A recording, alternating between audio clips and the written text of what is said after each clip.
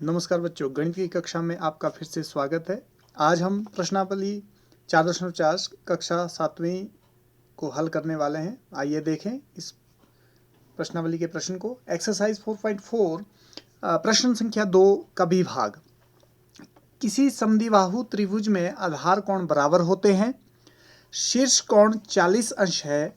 इस त्रिभुज के आधार कोण क्या है? आपसे पूछा गया है कि एक समद्विबाहु त्रिभुज है जिसका आधार कोण बराबर होते हैं और शीर्ष कोण 40 अंश का दिया हुआ है, तो इस त्रिभुज के आधार कोण आपने ज्ञात करने हैं। In an isosceles triangle the base angles are equal, the vertex angle is 40 degree, what are the base angle of the triangle. आइए इस प्रश्न को सॉल्व करने की कोशिश करते हैं। इसमें एक समद्विबाहु त्रिभुज दी हुई है, जरा इसके बारे में हम समझे। समद्विबाहु त्रिभुज में आधार कोण बराबर होते हैं, ये इसमें कहा गया है। अब त्रिभुज को समझते हैं।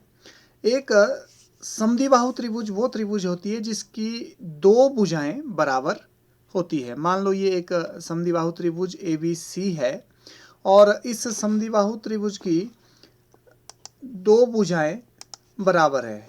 हम यहाँ मान रहे हैं AB बराबर है AC। ये दो भुजाएं, क्योंकि आपने समद्विबाहु त्रिभुज के बारे में पढ़ा होगा, ऐसी त्रिभुज जिसकी कोई दो भुजाएं बराबर होती है उसको हम समद्विबाहु त्रिभुज कहते हैं।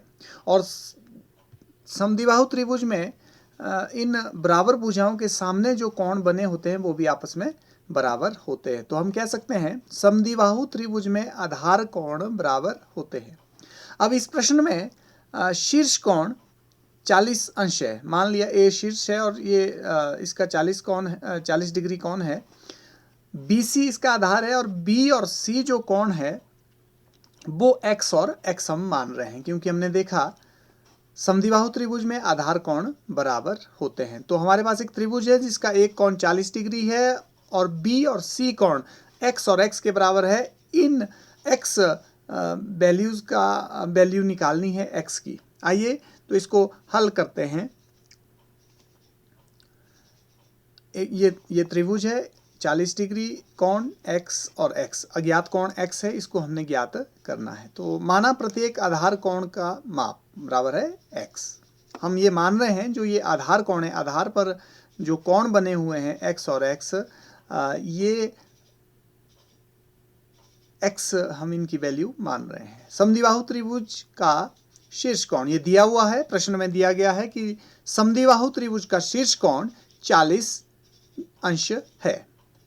आगे हम जानते हैं एक त्रिभुज के यदि तीन कोण को जोड़ा जाए तो उनका जोड़ जो है 180 अंश होता है। त्रिभुज के तीनों कोणों का जोड़ 180 डिग्री होता है। इसको आधार मानकर हम समझते हैं कि ये जो तीन कोण दिए हुए हैं X, X और 40 डिग्री, इन तीनों को यदि हम जोड़ते हैं तो इन तीनों का जोड़ जो है वो 180 अंश आना चाहिए, क्योंकि त्रिभुज के तीनों कोणों का योग 180 डिग्री होता है। तो इस प्रकार हमारे पास आया x जमा x जमा 40 डिग्री बराबर है 180 डिग्री।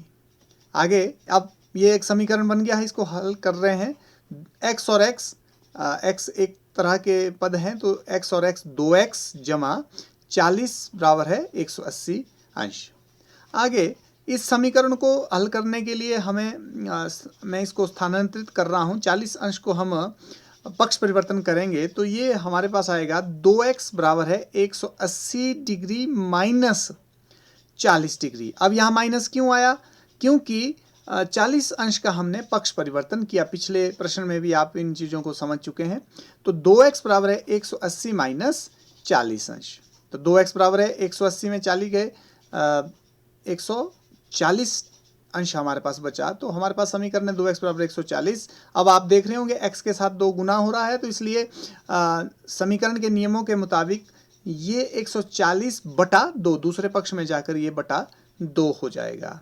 तो x बराबर 140 बटा 2, तो x बराबर है 70 डिग्री।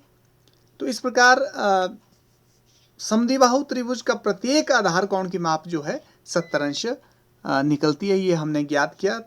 समद्विबाहु त्रिभुज के प्रत्येक आधार कोण का माप जो है 70 डिग्री। अगर हम जोड़कर भी देखें 70 और 70 140 और 140 140 और 40 180, तो तीनों कोणों का योग 180 है।